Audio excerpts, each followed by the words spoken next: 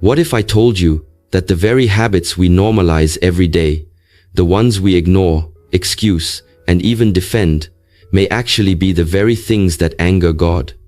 And what if those habits, if not stopped, could close the doors of mercy before it's too late? I remember a time in my own life when I brushed off small actions, thinking they were harmless. A little lie here, a little anger there, a little arrogance in my walk. I thought to myself, everyone does this, it's no big deal.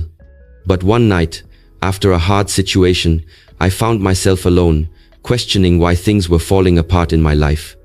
That's when it hit me. My habits were creating distance between me and the Creator. It wasn't about one big mistake, it was the repeated little ones, the silent killers of the soul, that were slowly erasing my peace and blessings. And that's when I decided, before it's too late, I must change. Today, I want to share with you 9 habits that anger God, habits you must stop immediately if you truly care about your soul. Number 1. The habit of pride, arrogance. Pride is perhaps the most dangerous seed that can grow in the human heart because it blinds us to our own flaws while magnifying the flaws of others. And the truth is, the very first sin recorded in the divine story was rooted in pride. The arrogance of a being who refused to bow out of jealousy, thinking himself greater than the one God honored. And this same poison continues to flow through humanity today, disguised as self-importance, superiority, and the belief that we are above correction. I remember meeting a man in my early years who seemed to have everything: wealth, influence, the respect of his community, but his arrogance was unbearable.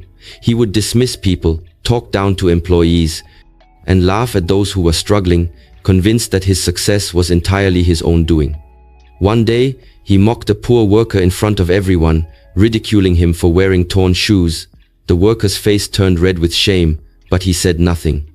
A few months later, the businessman's world collapsed. His company was exposed in a scandal, his assets were frozen, and the same people he once belittled now turned their backs on him. I saw him sitting alone in a corner of a cafe, head bowed, no arrogance left in his eyes, just emptiness, and when I asked him what happened, he whispered, "I thought I was untouchable. I forgot where my blessings came from."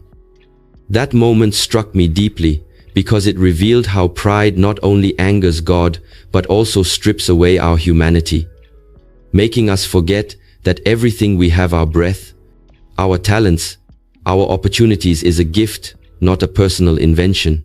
Arrogance creates a barrier between us and God because it replaces worship with self-worship. When we see ourselves as too important, we silently tell the Creator, "I don't need you." The truth is, the higher pride lifts you, the harder the fall will be, and history is full of empires, kings, and rulers who thought they were invincible, only to be humbled into dust. The cure to pride is humility, not the fake kind that pretends to be small while still thinking big of itself, but the real humility that sees value in others, that recognizes all good comes from God, and that without His mercy, we are nothing but dust. I often reflect on my own moments of pride, times when I dismissed advice, ignored correction, or believed I knew better than everyone else, and each time life humbled me, not to destroy me, but to remind me that arrogance blocks growth. If you want to stay in God's favor, kill the habit of pride before it kills you. For God raises the humble, but brings down the arrogant. And the truth is, the world may admire arrogance for a while, but heaven always resists it.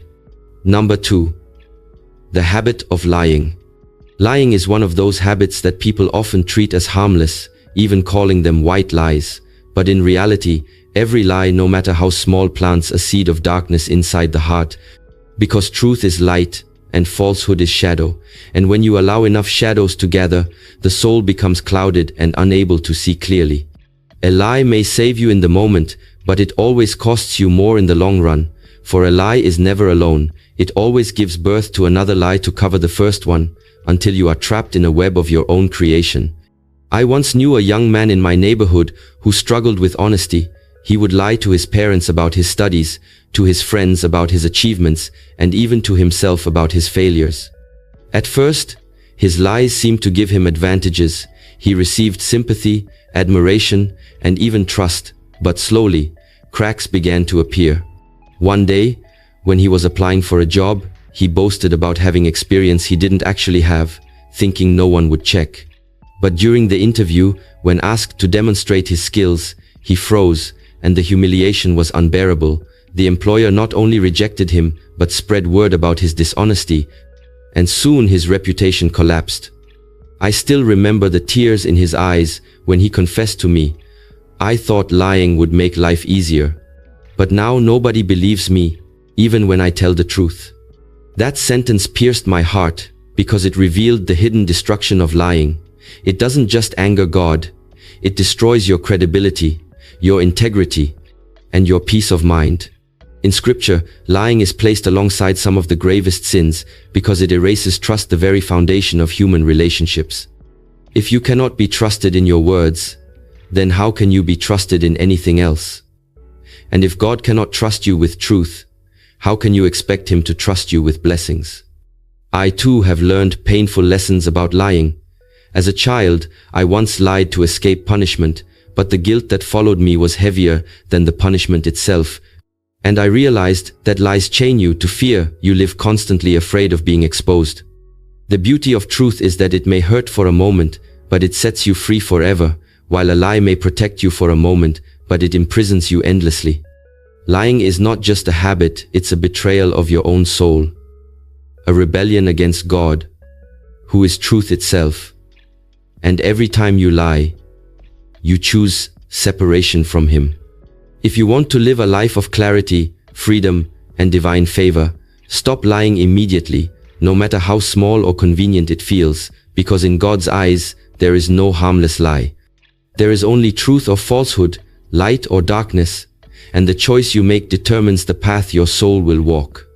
Number 3, the habit of injustice. Injustice is one of the most destructive habits that angers God, because it violates not only the rights of people, but also the balance that the Creator has placed in the world. And the frightening truth is that oppression, whether great or small, never goes unnoticed by heaven. For every tear shed by the oppressed is recorded, every silent cry is heard, and every abuse of power is weighed on the scales of divine justice. Injustice doesn't always wear the face of kings and tyrants. It lives in daily life, when an employer underpays a worker while living in luxury, when a person cheats in business, when a parent shows favoritism, or when someone uses strength, wealth, or influence to crush those who cannot defend themselves. I remember a powerful story from my own community. There was a wealthy landlord who owned several properties, and one poor family rented a small house from him. When the father lost his job and couldn't pay rent for 2 months, the landlord showed no mercy. He threw the family out in the middle of winter with their children shivering on the street. I will never forget the image of the little girl clutching a broken doll, asking her mother why they couldn't go back inside. People whispered about how cruel the landlord was, but he didn't care. He laughed, saying, "This is business, not charity." Years later, that same man lost everything in a financial collapse. His own children abandoned him.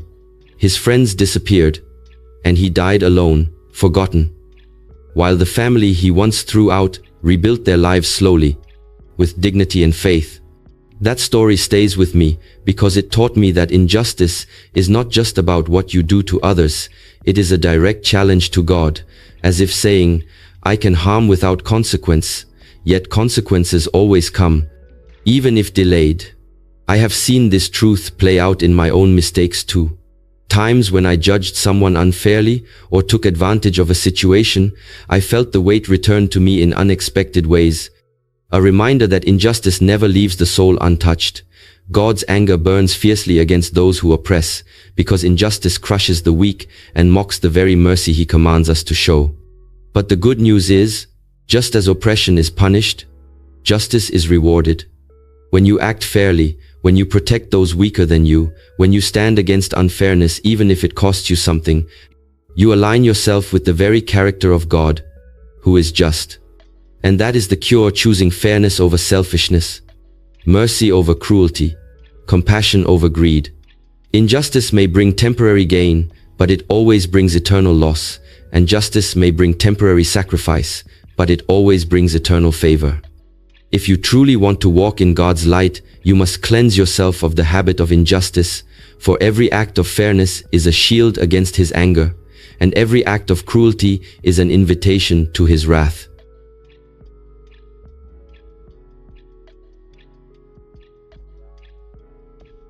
Number 4. The habit of hypocrisy.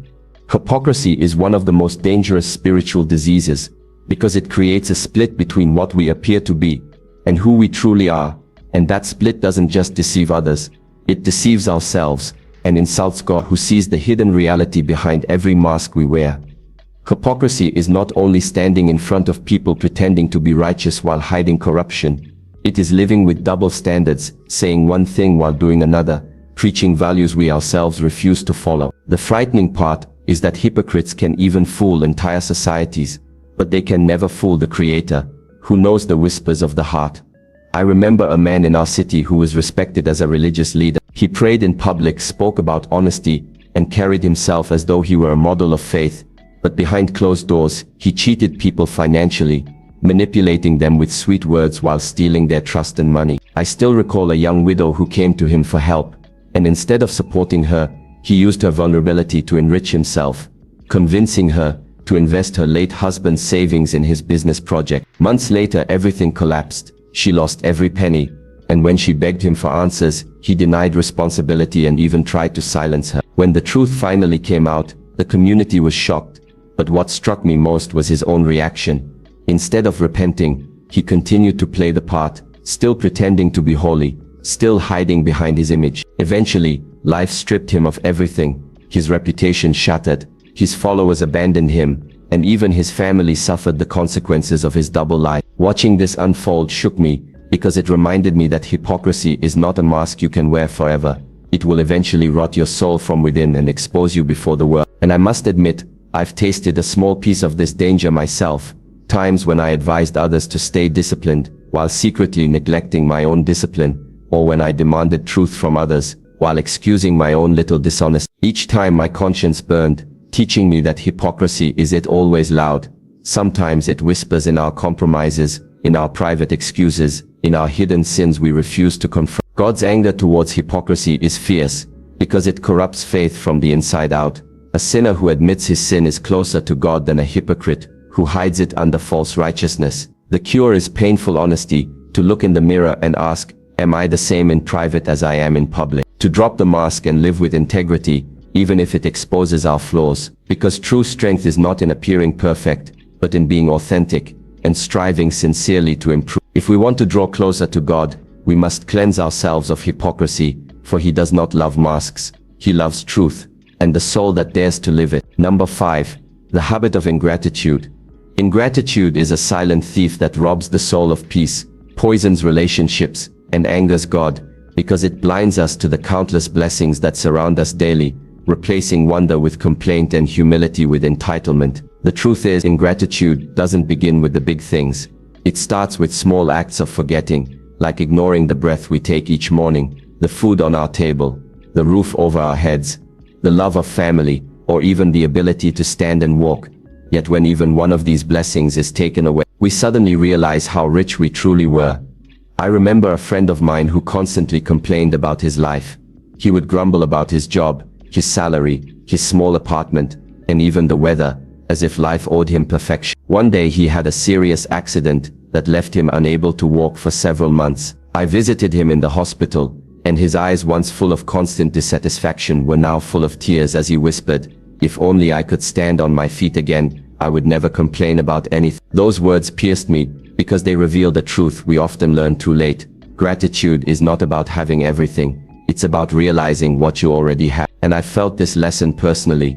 I remember a time in my own life when I lost someone I deeply loved, and in that moment, I wished I had thanked them more, hugged them longer, and cherished their presence while I still could. That pain taught me that ingratitude doesn't just anger God, it robs us of the joy of the present, and leaves us drowning in regret when blessings are gone. God despises ingratitude because it's a form of denial. It is saying to the giver, "What you've given me is not enough," even though He has already given us more than we could ever repay. Gratitude, on the other hand, multiplies blessings. It softens the heart, deepens faith, and attracts more goodness into our lives. When you thank God for even the smallest things, you honor Him. And when you complain constantly, you dishonor Him. And the frightening truth is, a grateful heart and an ungrateful heart cannot occupy the same space. Whichever one you nurture will dominate your life. If you cultivate gratitude, you will see blessings in even the hardest trials. If you cultivate ingratitude, you will find reasons to complain, even in the middle of abundance. So the cure is simple yet profound.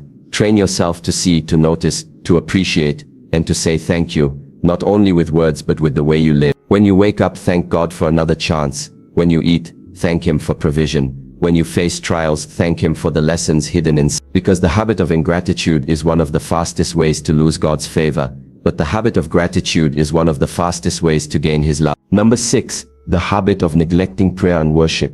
Neglecting prayer and worship is one of the most dangerous habits that angers God, because it is not simply the absence of rituals. It is the silent declaration that we are too busy, too distracted, or too self-sufficient to turn our hearts toward the one who gave us life itself. Prayer is not a burden, it is a lifeline. It is not a duty, it is a gift, and when we neglect it, we slowly starve our souls while feeding everything else. I remember a man I once knew who was deeply driven by his career.